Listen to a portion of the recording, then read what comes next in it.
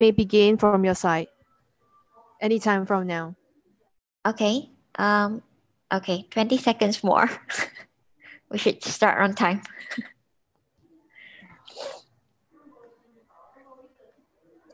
Brenda, did you start streaming already or not yet? Yes, we started. We started a bit early, just a bit early only, because we are worried about the jet lag.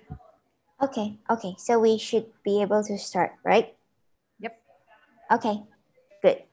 Okay. Good morning, good afternoon, and good evening to all of our friends joining us from different parts of the world. My name is Ashley Young, and I'm from Buddhist Foundation, and I'm also a youth advocate from Youth Voices for Climate Action. So, welcome you all to join us today. And we are very grateful today because we have invited few youth advocates from the Youth Voices for Climate Action to let us know more about their aspirations on the future that they envision. So this year, it's actually the 75th anniversary of United Nations. So United Nations is actually launching the greatest global conversation of the world this year, encouraging all stakeholders to engage in dialogues on the importance of the global cooperation in creating the future we aspire. So as the most disaster-prone region in the world, Asia Pacific is actually also the home of more than 750 million young people, accounting for more than 60% of the world's youth population. So actually, climate change is a very critical issue for the young people in Asia Pacific region. So today we have invited three excellent youth speakers from Indonesia, India, and Nepal to join us, and we're going to hear from them later. So before we started our dialogue today, let me introduce, oh, Christian. Okay. So we're going to have three speakers today. First one is Krishna from Nepal. And second one is Fitria from Indonesia. And the third one is Amishi from India. Yeah. So before we hear from them today, we're going to have Christian from United States to introduce about the Youth Voices for Climate Action campaign. Christian, the floor is yours. Thank you, Ashley.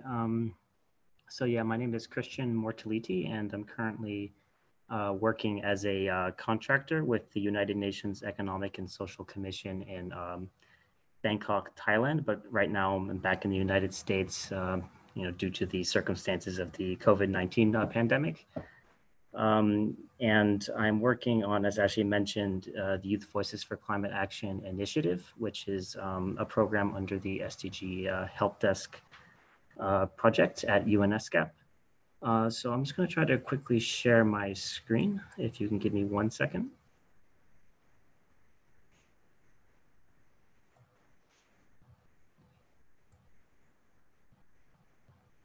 Seeming to having difficulty.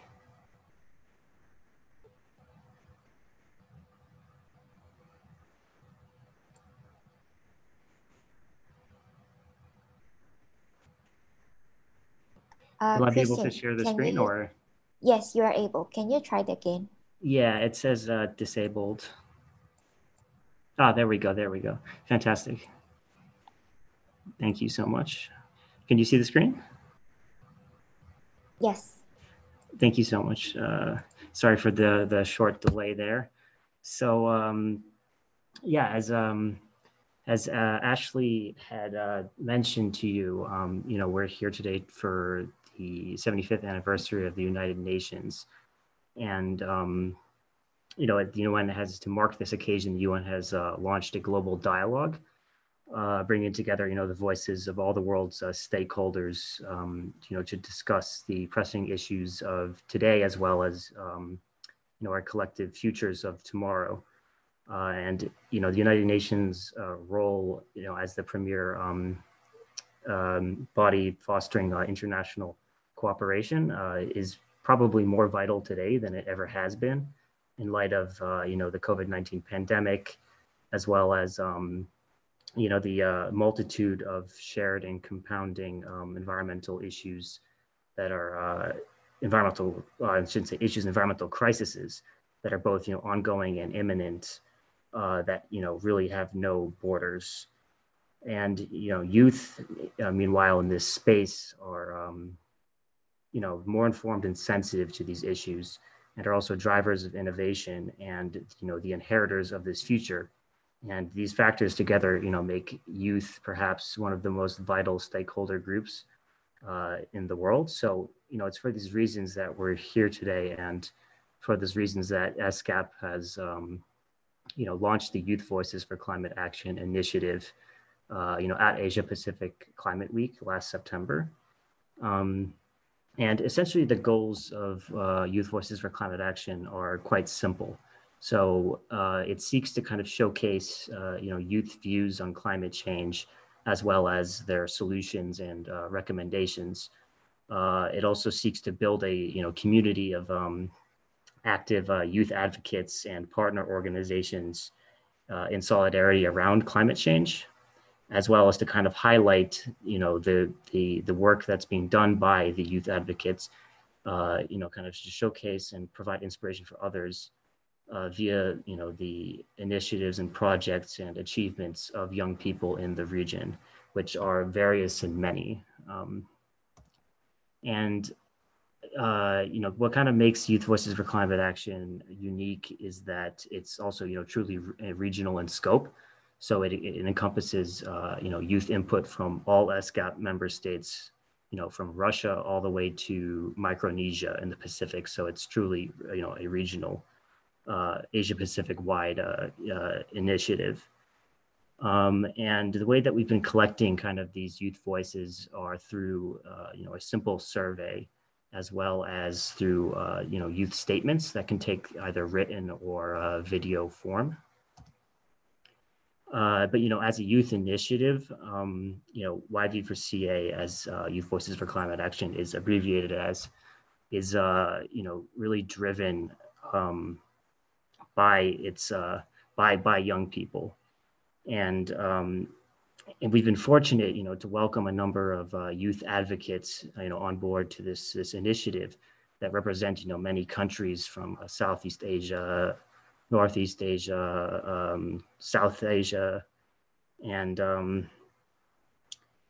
their collective actions, serve as an inspiration, and their help coordinating, statements has also been essential. And I also kind of want to highlight the role of partners and partnerships in this initiative. The 2030 Agenda for Sustainable Development, through one of its 5 pillars, partnerships, really demands that, governments, stakeholders work together in partnership towards the 17 Sustainable Development Goals, which is highlighted by SDG 17, Partnerships for the Goals. And to those ends, we've partnered with a number of, impactful organizations from the Asia Pacific region, such as Youth Think Center in Beijing, who have been very good at disseminating our survey in China, through a WeChat survey, and as well as other organizations that are represented here today by, Ashley for Buddhist, Tsuji, and Krishna from YFeed Foundation. And, that being said, we would love to hear all of your voices as well. So you can very easily participate in this campaign by, taking the survey on our website online. You can apply to join as a youth advocate, and you can also submit statements online. And we would very, very much love to hear your voices as well, because everyone's voice matters. And that is kind of the essence of the 2030 Agenda for Sustainable Development, is leaving nobody behind. And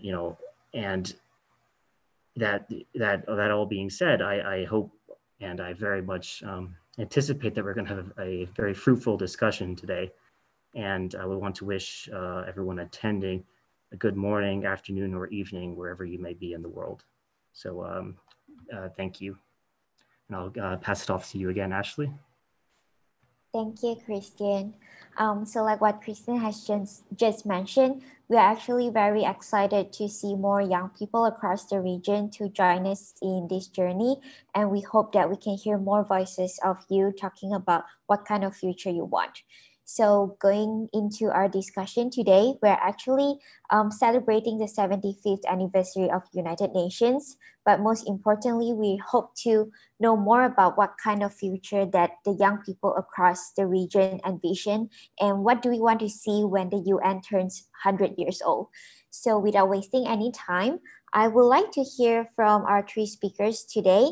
So can you let us know, before that, for those audience, our friends that join us through YouTube, you can actually type your questions, your comments on the chat box and let us know what do you think.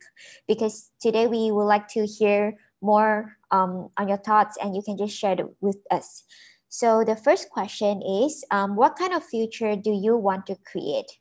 So should we start with Amishi?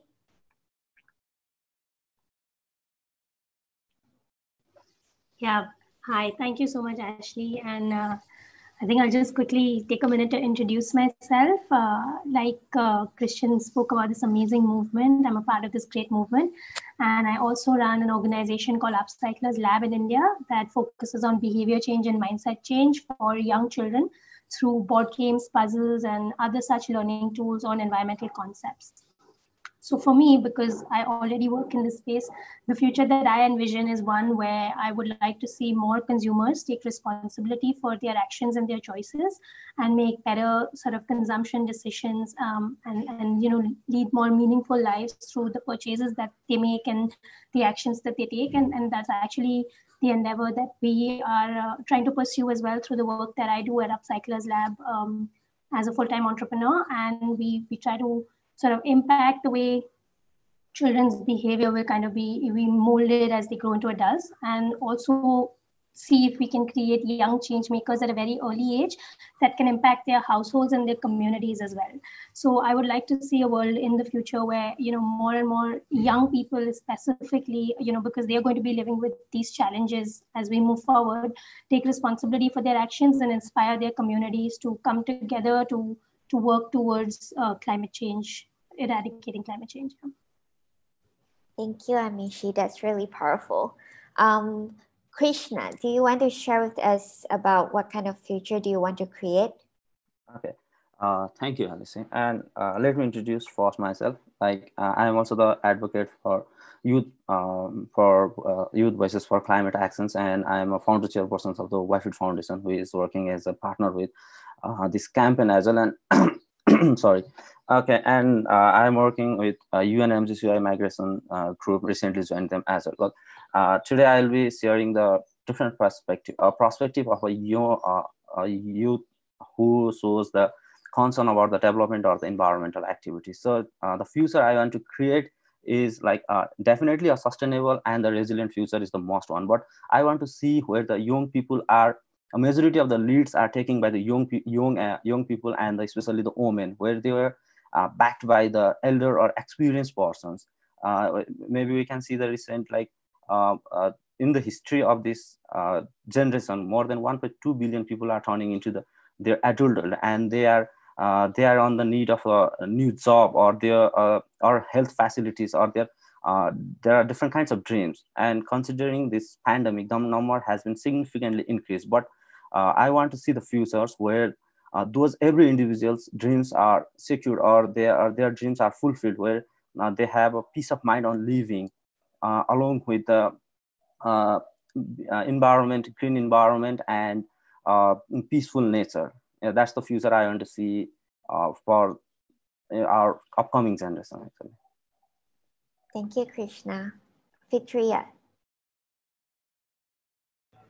All right. Thank you, Ashley. Hi, everyone. It's nice to meet you. I'm Fitria. You can call me 50. I'm from Indonesia.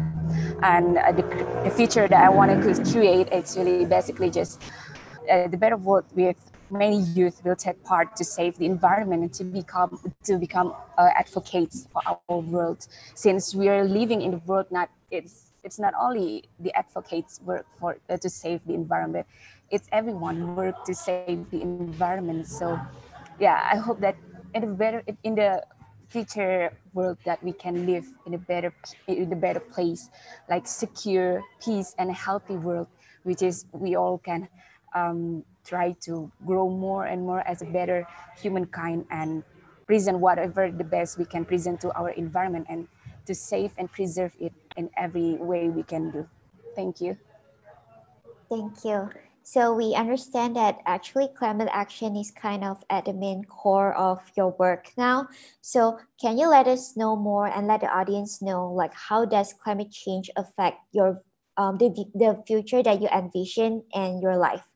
How does it affect you? Let's start with Amishi. So I think there's no question in terms of how we expect climate change to kind of affect all of our collective futures. I think that's why so many of us today, especially the youth, are kind of working in this direction and working in this field, because it kind of encompasses every single part of our life today, right? I mean, we talk about so many natural disasters happening all around the world. We've been ourselves facing the pandemic, and while we're in the pandemic, we're seeing climate events that haven't been seen before, and it's kind of impacting daily life, it's impacting the economy, it's impacting the way we live, it's impacting healthcare, it's impacting every single aspect of our life. We see how the pandemic has impacted education as well, and just in general life, every aspect of our life. And this is just going to get more and more, it's just going to get worse and worse. And this is something that we need to address today. I think we've been talking about it for a while, but now it's the time to kind of take action and really focus on a collective path that can lead us out of this situation together. Thank you, Amishi. Krishna. Yeah, like for me, it has for me personally, the gradual changes on the climate change has been impacted on the different kind of decision making, or maybe we can say examples of the migrations or the other issues as well. It's the personal thing, but as a visions or the every things which we see around the world happening due to because of the climate change. We can take an example of the recent devastating landslides or happening major of the cities of the Nepal, and many of the peoples have been lost their life. So it has been creating a kind of traumatized situations mentally as well, and people are limiting their decisions or due to just because of its climate vulnerable, or it's because of their they don't feel secure. So it has been creating every individual or different indirect or direct pressurized in their mindset, and these changes and everything also helped me to be an initiator actually. So everything which I used to see, and then the changing natures day by day has also helped me to honestly speaking, to help me to establish my own organization, so that I can advocate or I can take actions on behalf to maybe to recover it, or to maybe create a better futures for the upcoming generations. And yeah, that's it affected me in the vision of my life. Thank you, Krishna. Fitriya, let us hear your thoughts. Yeah, so basically, as a medical student, that mostly I understand how the climate itself affects health. And yes, as someone again that live in a Borneo island and have a forest fire threat every year, and this is the climate change very make like what I said in the beginning. I want to create secure and healthy world for us, but when we cannot tackle the climate change, it will affect our health, it will affect our secure in our life, which is like an example for me. In every year we always threatened by forest fire, that even maybe sometimes it's caused by natural or by human itself, but because the ground itself are supported to burn by itself when it comes to dry season. And yeah, this is a big threat, I think, for every places that already have a dry season very long. So the climate change can worsen it, and it can affect our health. It can affect our security to live in a peace, in a better place that we deserve. Like the health is our right. We have right to live in the health and peace and secure livelihood. And this climate change can affect this. And how can this make a problem with my vision? Because I'm healthcare, I will be someone that work in healthcare. And how can I provide this health and environmental approachment between that? And yeah, this climate change, of course, this will affect how can I live with peace and secure and health environment. And also in the other hand, this my challenge also, how to provide the more information and to become the advocate, not environment advocate, but as the medical background, I will provide also the health and environment solutions in my city and country. That's all. Thank you, Fitria. On the YouTube chat box, actually Swati, she mentioned about the future she envisioned is a clean environment wherein we live with being minimalist in all our needs, which is a very important behavioral change that we should see on every young people now, especially us that are staying in Asia Pacific, as we are facing very serious natural disasters almost every year. Yeah. So for the third question, I would like to have you all to think about, are we on the right path to building a better future? And do you think we are on the track in achieving the Sustainable Development Goals, particularly in SDG 13 climate action? So are we on track now, and how does your work align with it? Let's start with Amishi.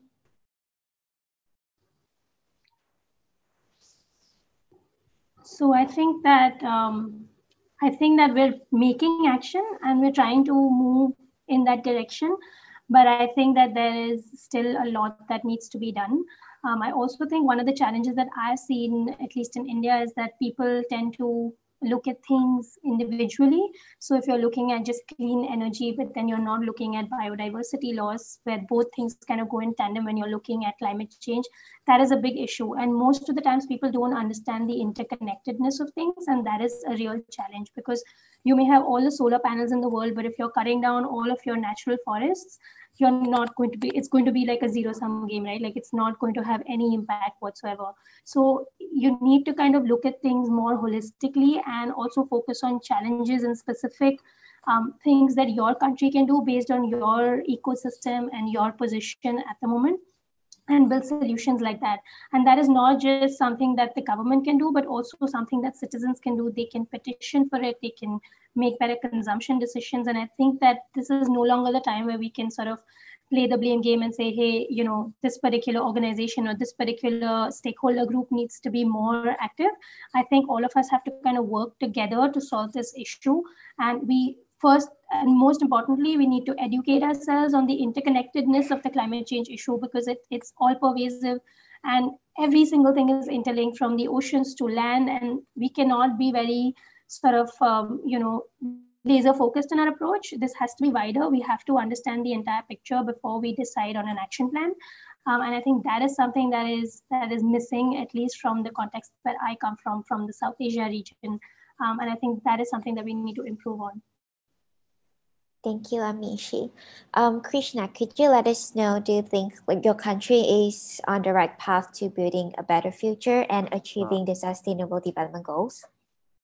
Yeah, like I must say, like we are on the right path, because in the world, everyone realized that what we have done in the future has, we are seeing the result, and it will have a significant impact on the upcoming future. So I must say we are on the right track. But talking about SDG, particularly climate actions, or track its achievement, it seems like not only climate actions, majority of the SDG goal indicators or goals are on decline.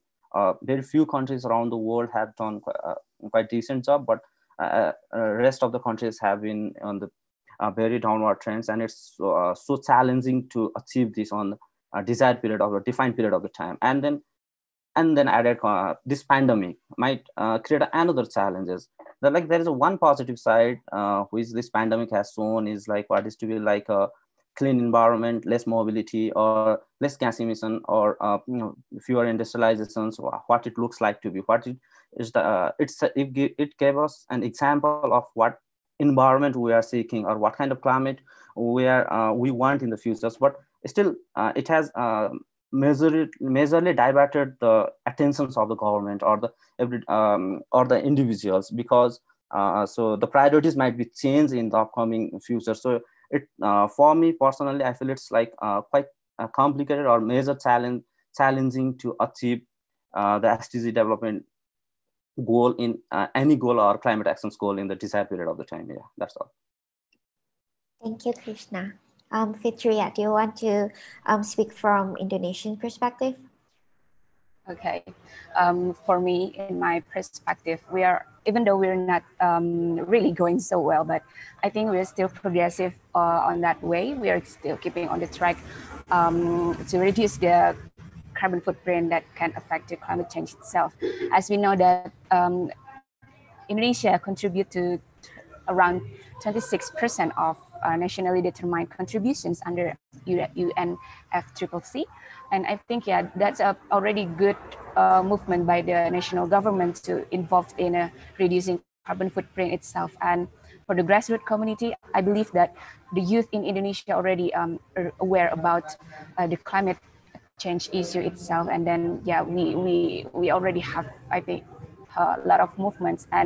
But sometimes, yeah, this is like, I don't know, maybe kind of common problem that sometimes I don't really understand the national government that release the law or regulations that are not environment friendly. And this already happens, and we got so many response from the grassroots communities, and also some problem in I will talk about the forest, indigenous forest in West Borneo, in Borneo Island especially, and because we still have a lot of forests, and the forest will be a major part that contribute to reduce the climate change. And yeah, the government still lack focus in there. They just focus in energy consumption, and we just got news maybe 1 month ago. Indigenous people that protest for the palm oil to cut off the forest get arrested, and this get many response until now. And fortunately, the indigenous people already released. But we saw this as I saw like this Indonesia wants to contribute, already pledged to contribute, but why there are a few sector that not really focus on, like in the forest that I saw here. That's the lack of sometimes in Indonesian national government to make law and regulations. That's why I said, even though we're not going so well, but at least we are progressing to that. Thank you. Thank you. So we understand that there are actually a lot of young people are trying to tackle the climate change issue from the community level. So when you are trying to like solve the local issues, like the climate issues that you are facing in your community, in your country, what are the major challenges and obstacles you face that you could share it with us? So Amishi. You mean the challenges that we face in the country when kind of looking at the government, or? Yeah, when you're trying to like solve the issues of climate change, maybe in the community, in the country level, like what kind of challenges did you face? So like I said, like in my previous question, I think it's very difficult to explain to stakeholder groups the interconnectedness of issues, and also to really drive action on climate change when as a country we still have infrastructural issues, we still have other issues like poverty, which which kind of take more importance when you're looking at policy at a national level. So yes, our country is talking about climate change and they are doing some amount of work, but there are two issues. One is that there's not an approach that is holistic. We're doing things sporadically and in a piecemeal way, and the second challenge is that this is not at the top priority for a lot of citizens, for a lot of consumers, because they're dealing with other challenges, which as a developing nation, I'm sure is a constant struggle, because most developing nations, their focus is on some of the other SDGs, like providing access to education, like providing access to electricity, like poverty. a challenge is that they don't understand that climate action is also at the root of all of this. So there are solutions that can kind of combat both things, but it's not always possible to explain this to different stakeholder groups. And also, it becomes really challenging to kind of prioritize something which is not in front of your eyes at all of the time, because even if something is happening in one part of the country, it's very hard to explain to another part of the country why this is an issue that is required to be solved for all of us. So I think what you can see visually a lot more often is things like poverty, is access to education, is access to healthcare, electricity, those kind of things, which is more visual, it's in front of your eyes, and therefore that is the focus often of the government, of different stakeholder groups, of citizens as well. And that is kind of the challenge for countries like India. Thank you. Krishna, so do you face any challenges when you are addressing the climate change issues in Nepal? Yeah, actually there are a lot. And I completely agree with the statement of the Amisi. Like it's the most important or major challenging part is changing mindset of the people. They have a different priorities as a developing nations, and they have a different problem. So they completely skip or overlook the climate change or the impact it has been creating, because it doesn't fall under their priorities. It's one of the major most important challenges in the community level, working in a community level. And another part is accountability or responsibility. People are not ready to take the responsibility of their own actions, actually, and because that's why they think that it's not their job. Changing the climate or solving the landslide problem or natural disasters is the problem of the government, or they feel in that way. Or there are different agencies who are working in this field. They think that they will work on to solve this problem, and that's another challenges. And talking about as a overall countries, developing countries at different priorities, as like industrialization, they need to be prosperous, or they need to have a high number of jobs, and in the name of jobs, facilities, or security, the major industrialization has been going. And I like to take one example of our own country, because Nepal is in a desperate need of one big international airport, or to avoid all the traffic congestions. And Nepal is planning to make in Nizhgard, and to make that airport, they have to cut more than 100,000 big or small trees, or maybe even more. So different priorities has been set apart, or look, the climate actions or climate problems has been overshadowed of the different priorities. And I feel those are the major challenges which we face in our country, actually. Thank you, Krishna. Fitriya. Yeah, for climate change itself is a global challenge, and I agree to Amishi and Krishna that it's climate action is interconnected work, actually, because it involves multi-sectoral work that need to accomplish together. And yeah, for me, basically, I see this climate change in a two perspective, in the upstream level and in the downstream level. In the upstream level, of course, we need national or local government that help to support by maybe a regulation law or strategy that can help the grassroots in the downstream. The downstream part can work well. And yeah, of course, like I mentioned before, Indonesia government wants to release a constituency that slightly have a unfriendly environment, and it's like allow investor to exploit the environment in Indonesia, and that's still the problem. That's the upstream part that make the regulation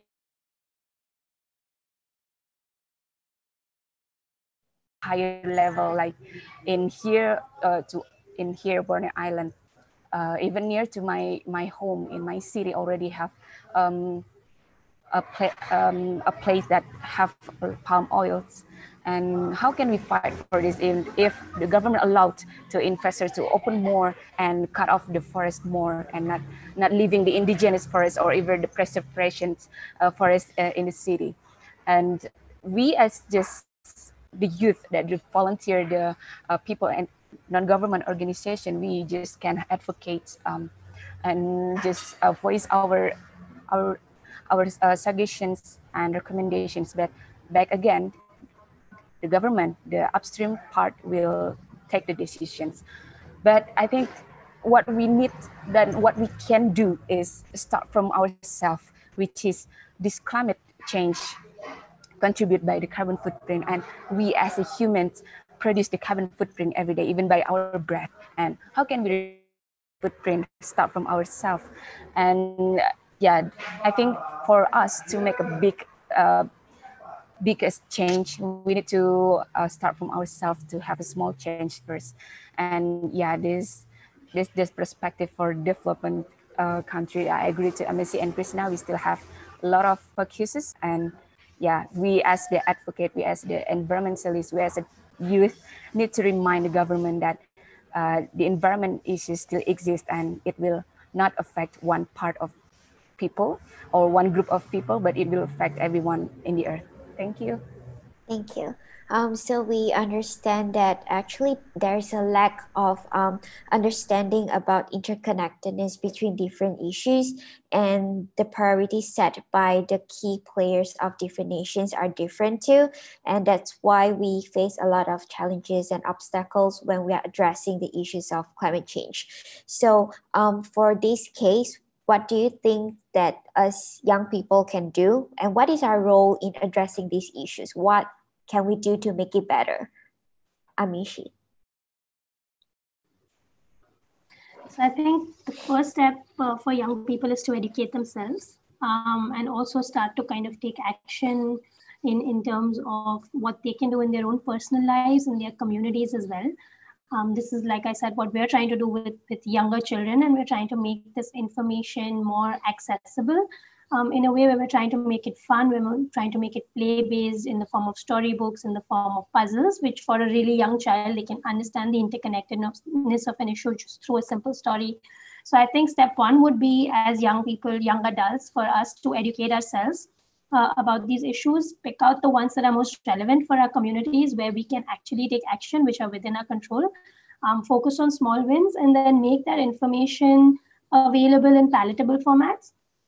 Because, very honestly, especially coming from a developing country where people have very different priorities, like Krishna also mentioned, it's very hard to tell people, go out and educate yourselves, go out and read the IPCC report. It's not going to happen, right? It's just not going to happen. So I think we need to make this information more palatable in bite-sized formats, something that's easy to understand and something that impacts that specific community very directly, so that the information is not arbitrary, it's not out there, it's what they're seeing. So I live in Mumbai, and when I look at Mumbai, I think an issue that we face every single year is that of monsoons and overflooding in the city.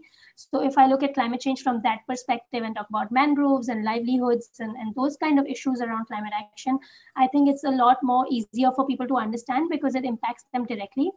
And also making this issue information available in a format that's easy for them, in the form of short form content or something that's play based, rather than trying to send them a big report and lots of statistics to read, which very frankly a lot of the times people don't have time for, and it's not their top priority during their day. So I think that is something that we can do as young activists in this space. Thank you, Amishi. Krishna, do you want to let us know your thoughts? Yeah, thanks. Talking about the young people, more than half of the populations of the world as the younger generations are under 30 living the planet. And this is the history where this generation has been the more well educated and the literate. So each and every individuals are young, people doesn't need to be come or directly play the role of the initiator. But what they can do is like a very small act, such as they can change their lifestyle, or they can reduce the carbon emissions by sharing the ride, or maybe they slowly change their living style into or energy sources to the green sources. Collectively it will create a big impact. That's the every individual things each individual young people or each individual others can do in their daily life. They can do in their daily life. And there are other things which we can do is current young generation has been like mostly connected people around the world with a different medium, and they had to be live as a responsible citizens and as a consumer as well. They need to be like put the pressures on the governments or the authorities if there is something bad is happening, or they need to speak up about themselves or what's going on around the communities. And in short, if I have to sum, every youth need to be an initiator where it is possible and where they can be, and they need to join the movement if it's for good, if it's for the environment, and most importantly, changing the lifestyle. It sounds very small, but collectively it will create a big impact. So let's call it a small act, a big small actions, big impact. So those are the roles. Yeah, that's all. Thank you, Krishna. Fitriya. Yeah, thank you. So basically, yeah, like I mentioned before, everything needs to start from ourselves. As a youth, that we have a big populations, like the biggest part of the population in the world. And how can we empower ourselves, which is we already have patient power that we need to release it, what kind of activity that we want. And since this world not only belong to certain people, a certain group, it belongs to everyone. So you guys can take part to save the environment itself by change yourself into green lifestyle, bring your tumbler, bring your goodie bag, recycle thing, reuse something. It's already little things, but it's very precious for our earth.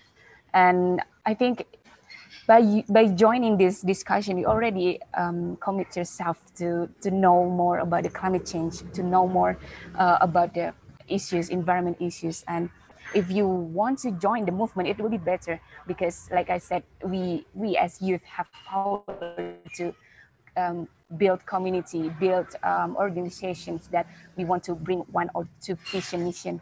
It's up to you, and we still have that place, we still have that chance to empower ourselves, and then it will be better if you can empower other. But basically, yeah, let's start from ourselves.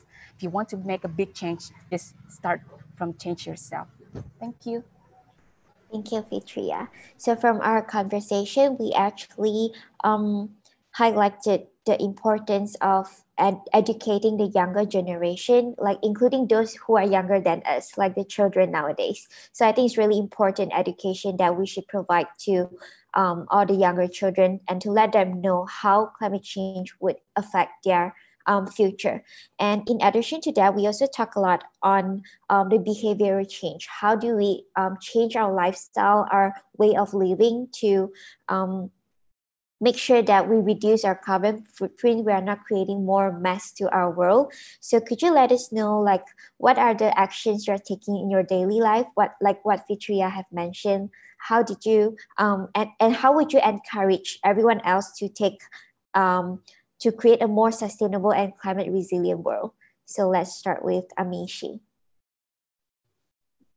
Yeah, so I think first of all, people are really scared of the information that's out there, because a lot of the times there's like meat eaters who've been told to just go vegan and just take like these extreme actions in their life, which is not their first nature. So I think for like young people out there, I think the most important thing is to take small actions that are achievable. I've done the same in my life. We try to at home segregate our waste, use less plastic, just consume lesser in general, consume local wherever possible. Where of course vegetarians in India, luckily that's something that's pretty common. But just eating less reliance on dairy, less reliance on meat, using public transport where possible, just making conscious choices on a daily basis, just asking the question of how this is going to impact the climate every time you're going to purchase something or every action that you take. And initially, of course, it's hard, and you don't have to go from zero to zero waste in 1 second, but it's something that it's a daily sort of process, and then you build it into your life, and you keep moving forward and forward as you go along, and try to take actions that have a larger impact. So that's what I do in my life as well, and that's what I kind of, anyone who asks me how they can lead a more sustainable life, this is what I tell them as well, that you need to take smaller actions that are achievable for you, and that's something that's sustainable for you in the long run. It fits within your lifestyle, rather than trying to go zero waste for 1 month and then forgetting about sustainability completely the second month. So I think it's about consistency and building up to something that's larger, rather than trying to try and achieve everything on day one. Thank you. Krishna, do you want to share with us on how do you adapt with the sustainable lifestyle? Yeah, like from my side also, there are the small actions. Mostly I started changing the living lifestyle, and as Amici mentions that, like the no waste of food. Even like when one example is like when I order excessive food on the restaurants, and I just ask them to pack it down so that maybe I can take it home and I will eat it later, or someone else will. So that's the one of the minor things which I have been doing, or carrying my own bag, or sharing the ride as much as possible. Like when we are going to office and we have the same colleague on the same route, then we share the ride. So these are the some small actions I have been taking. And then another part is like I always try to speak, or I always try to initiate the conversations of the happening all around the world. Maybe we recently discussed about the California wildfire, or there are a lot of happenings in my own country which we talk about to the people, so that it will like the mindset will be changed of the other colleagues or the other friend who doesn't have a really interest on this topic as well. So, and another part is as a part of my organizations, we used to just as Amici mentioned earlier, educating children to that. So we also have run the SDG series campaign, where we are educating the children about the sustainable development goal, climate actions, or the future, its impact on the futures in the different school level, so that it will create what we believe is educating our children will automatically educate their parents, and then it will widely spread so faster. So we have been doing that as a part of the organization as well. Yeah, that's it. Thank you. Fitria. Yeah, basically for me, start from myself, changing my lifestyle into a green lifestyle. So yeah, like Amishi and Krishna said, I'm very agree to them. And I already involved in environment movement since 2015. And yeah, I met a lot of youth, and I learned a lot of experiences about the environment itself, and how this experience changed me and shaped me into someone that I need to start everything from myself before I told someone to do the same thing, right? And yeah, that's the important thing, to change into a green lifestyle, reducing my carbon footprint. And beside of that, I tried not only to empower myself, but empower people around me, and even across the country. I established the Asia Pacific Climate Project that's supported by Y4CA, also with my friend from Bangladesh and Myanmar. And this is even though this is a virtual project that needs that wants to raise the awareness, but I think, yeah, this is what we can do. This is what I and my friend can do to involve in the climate actions itself. So yeah, we all can do everything that we want, as long as we want to do that. And yeah, everything start from ourselves, and let.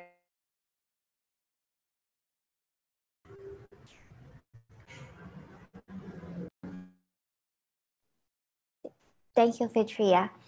So from our speakers, we understand that even though there's quite a lot of challenges that we are not able to control, like maybe from a higher level, but there's actually many more other things that we could do in our life daily. So like what Amishi has said, like some small actions that we should do, and we should not underestimate like all these small actions, because it will actually create a ripple effect that will bring unexpected outcome.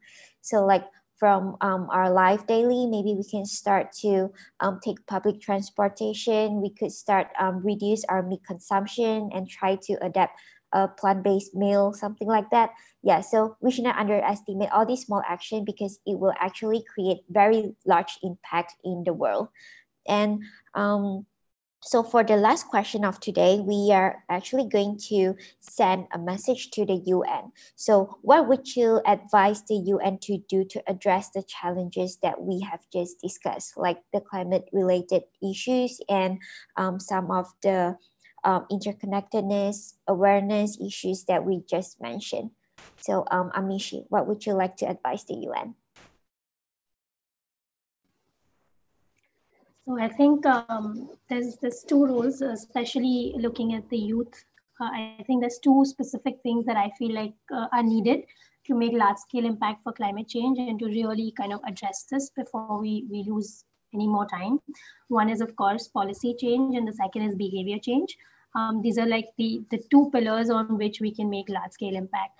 So I think one, the UN can definitely help the youth kind of get a voice, not just to the public, but specifically to policymakers, so that the youth can be participative in the policy change process. Specifically looking at climate change, because this is one of the most concerning issues of our generation. And I think we need to have a voice when it comes to participating in policy change around this. And the second thing that the UN can do on the behavior change spectrum is to kind of, like I said before, give more and more information, but in palatable formats, and which is very local specific, so that they can empower local communities to kind of take actions at a community and an individual level, where they can see immediate impact within their communities and the specific issues, climate-related issues that they face.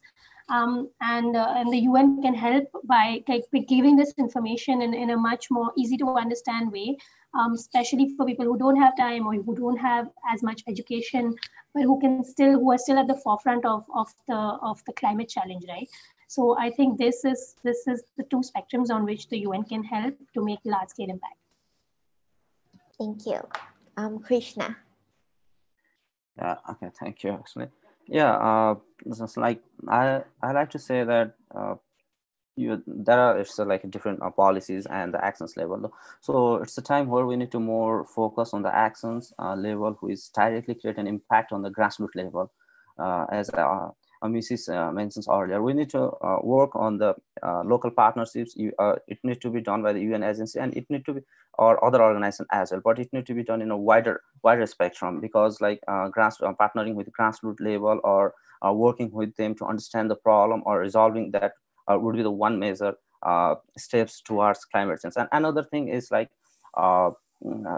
wider partnerships with the youth, so that like what I believe is like youth are one of the most innovative minds, and they are the risk taker as well. So if different agencies start partnering widerly with the youth, or they get the opportunity to stay in the table or stay in the policy making sessions, then it will be more effective or more impactful.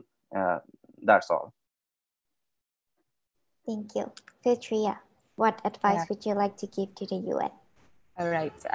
For me, first one is pressing the national government to localize solutions according to the province or regional needs, because we have a different geographical and problems, of course, in every region, maybe in other country also the same thing. And that's the thing that I need to make sure maybe the government, the local or national government should understand about this. And the second, imposing the government to not produce the unfriendly environmental law or regulations. And the third one, keep involving the youth in the forum. And youth not only should be take part as the representative of the country, but also the law or regulation observer in their respective country. I think that's all. Thank you, Filtria. So I think we actually have kind of fruitful discussion today, like hearing from different perspectives, and we found that all of the young people are kind of on the same path when we are addressing the issues. Like we understand that it's very important for us to change our behavior, change our personal lifestyle, and most importantly, we should not stop advocating for what we are fighting for, like our climate resilient future, our better future for our next generation. And actually, I'm going to share my screen. Okay. Okay, so we are also trying to like promote the surveys today because as UN is celebrating its 75th anniversary, the UN is trying to collect more voices from the community on what kind of future that we envision. So you could please, those who are joining us, you could just scan a QR code and you will be brought to the website, and please join please fill out the surveys. And also we have another survey for Youth Voices for Climate Action on the right. And you can just scan a QR code again, so you are able to access to the survey. And we would very love to hear from more young people on your thoughts on climate change issue. Yeah, and feel free to join us, and you can check more information about the campaign on the website as well. Okay. So for today, we are actually very grateful for everyone that joined us, and especially all the speakers. Give me a minute. Okay. So I would like to invite all speakers to actually unmute yourself so we can let everyone to see all of you. Yeah. Okay, so today we are very, very grateful to have like Youth Voices for Climate Action campaign with us, Buddhist Foundation, and have this event virtually online. And today is Saturday, but we are very thankful that all of you join us. And we hope that this session did bring something for the young people that just joined us. And we hope that we can all do our best in our part